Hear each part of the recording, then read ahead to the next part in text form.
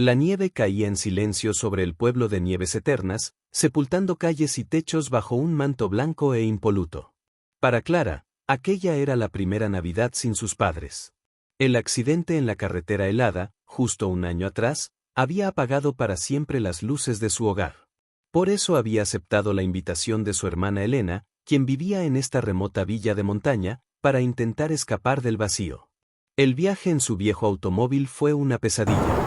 La radio, tras un chisporroteo, solo emitía un zumbido estático interrumpido por fragmentos distorsionados de villancicos, como si fueran entonados desde el fondo de un pozo. Cuando por fin divisó la cabaña de troncos de Elena, la noche había cerrado por completo. No había otras casas a la vista, solo el oscuro abrazo del bosque de abetos. Al bajarse del coche, el frío le cortó la respiración. Algo notó de inmediato: no había sonido. La nieve amortiguaba todo, sí, pero esto era diferente. Era un silencio denso, expectante, como si el mundo contuviera el aliento. Desde la ventana de la cabaña, una cálida luz ámbar prometía refugio. Clara golpeó la puerta de madera. Fue su sobrina, Ana, de 7 años, quien abrió. Su rostro, pálido y serio, no mostró alegría. «Tía Clara», dijo, sin sonreír. «Mamá dijo que vendrías. Pero ya es tarde». «El camino estaba complicado, cariño», respondió Clara, frotándose los brazos. «¿Dónde está tu mamá?» «En el sótano», contestó Ana, mirando por encima del hombro de Clara hacia la oscuridad exterior. «Buscando los adornos. Dice que tenemos que adornar todo especialmente este año. Para que ellos se sientan bienvenidos». Clara entró, dejando sus maletas. La casa olía a pino y a galletas de jengibre recién horneadas, pero también había un olor subyacente, acre, como a tierra húmeda y metal viejo. En la chimenea crepitaban los troncos, pero el calor no parecía penetrar el frío que Clara sentía en los huesos. Bajó las escaleras hacia el sótano. Los peldaños crujieron de manera alarmante. Abajo, solo una bombilla desnuda iluminaba la estancia llena de cajas y sombras danzantes. Elena estaba de espaldas, frente a un antiguo baúl de madera. «Elena, por fin», exclamó Clara. Su hermana se giró lentamente. Tenía los ojos muy abiertos, con unas profundas ojeras. En sus manos sostenía un objeto extraño, una figurilla tallada en madera oscura. Representaba a un hombre demacrado, con un saco al hombro y una expresión de agonía tallada en el rostro. No era Papá Noel. «Clara», murmuró Elena, con una voz ronca, como si no la hubiera usado en días. «Tienes que ver esto. Lo encontré el verano pasado, cuando arreglé los cimientos. Está en todas las cajas más viejas de la casa». Abrió el baúl. En su interior, no había adornos navideños brillantes. Había docenas de figuras similares, hombres, mujeres, niños, todas talladas con el mismo estilo tosco y siniestro, todas con expresiones de puro terror. Y en el fondo del baúl, un libro grueso y polvoriento, encuadernado en piel oscura. «No son adornos, Clara», susurró Elena, acariciando el lomo del libro. «Son advertencias». En ese momento, la luz de la bombilla parpadeó violentamente y se apagó, sumergiéndolas en una oscuridad absoluta. Desde arriba, Clara escuchó la voz de Ana, cantando con una dulzura infantil y aterradora. «Venid, fieles, tiritando, congelados, desterrados. Oh, venid, a él vamos, a ver al que no tiene nombre». La canción no era ningún villancico que Clara conociera. Y en la oscuridad del sótano, sintió una mano fría y áspera cerrarse alrededor de su tobillo. Clara soltó un grito y retrocedió, golpeando una pila de cajas que se derrumbó con estrépito. La luz volvió de pronto, parpadeante. No había nadie tocando su tobillo, solo un maniquí viejo y desvencijado que había caído de una caja. «Por Dios, Elena», jadeó Clara, el corazón martilleándole en el pecho. Pero su hermana no parecía haberla escuchado. Estaba absorta en el libro, pasando páginas amarillentas con dedos temblorosos.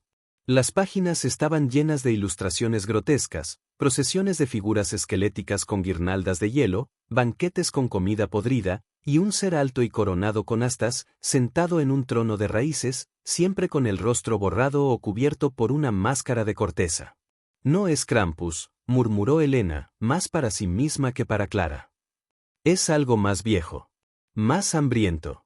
Krampus castiga a los niños malos. Él, el desterrado, se alimenta de la añoranza. De la pena navideña.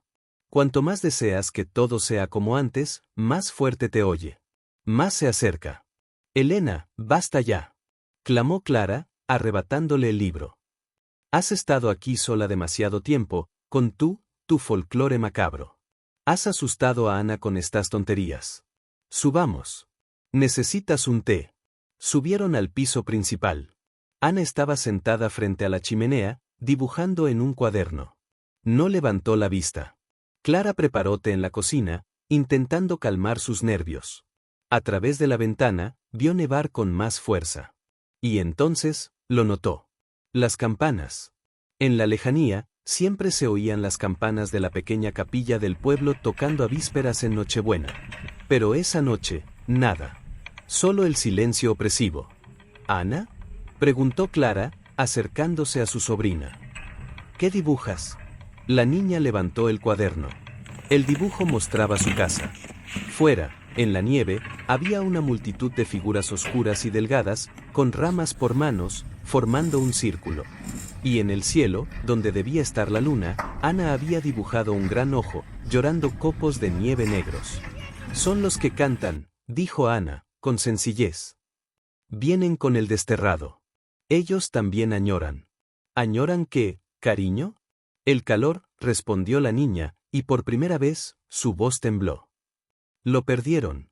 Ahora solo tienen frío. Y quieren el nuestro. Un golpe repentino en la puerta hizo que Clara saltara. No un golpe amistoso, sino un único golpe seco y pesado, como si alguien hubiera arrojado un saco de tierra contra la madera.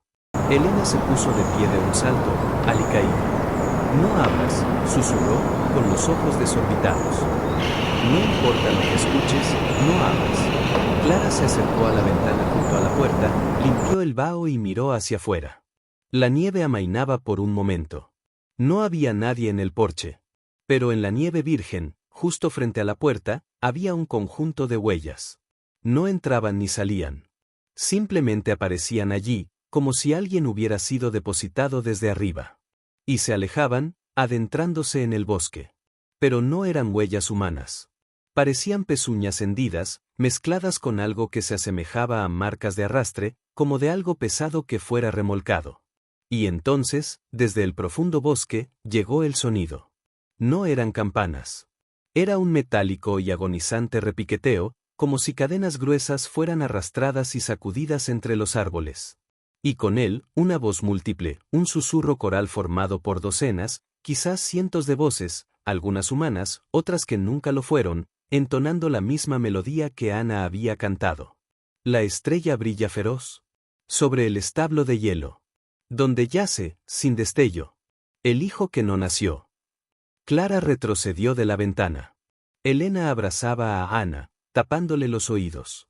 El fuego de la chimenea parpadeó, de repente, las llamas se volvieron de un frío e intenso color azul, iluminando la habitación con una luz espectral. En las paredes, las sombras de los adornos navideños se retorcieron y alargaron, tomando formas ganchudas y antinaturales.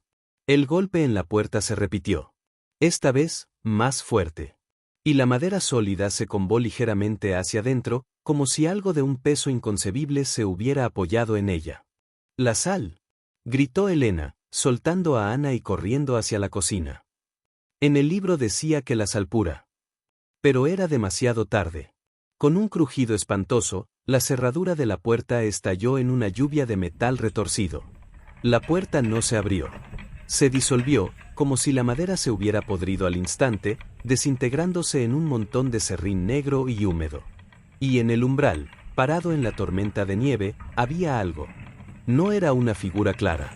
Era una fluctuación de sombras, un vacío con forma de hombre alto y demacrado, coronado por una impresión de astas retorcidas hechas de pura oscuridad.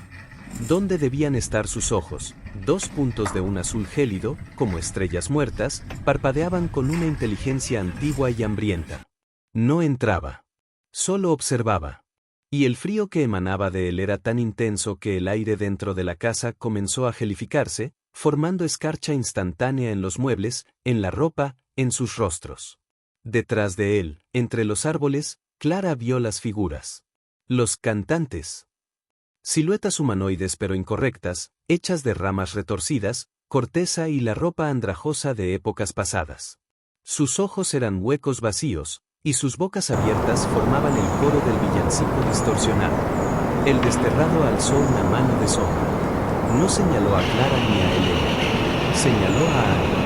Ella añora con pureza, una voz susurró, no en el aire, sino directamente dentro de sus mentes, un sonido como el crujir del hielo bajo presión.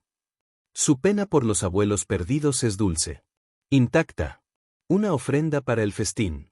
No, gritó Elena, lanzándose entre el umbral y su hija. Sostenía un puñado de sal de mesa que le temblaba en la mano. Tómalos a nosotros. A los adultos. A los que estamos estropeados. La sombra pareció considerar. Los puntos azules se fijaron en Clara. Un rictus de reconocimiento, de familiaridad, cruzó por la forma nebulosa de su rostro.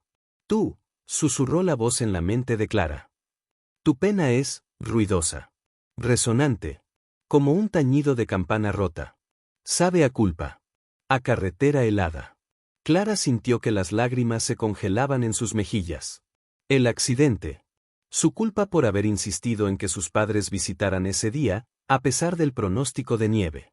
La añoranza que la consumía cada día, pero especialmente en Navidad. Sí, susurró la entidad. Eso alimentará a mi cortejo durante una larga estación. Las figuras del bosque comenzaron a avanzar, arrastrándose, crujiendo. Elena arrojó la sal. Los granos blancos atravesaron la forma del desterrado sin efecto, pero al caer sobre las figuras del cortejo, éstas silbaron y retrocedieron, como si la sal fuera fuego. ¡El libro!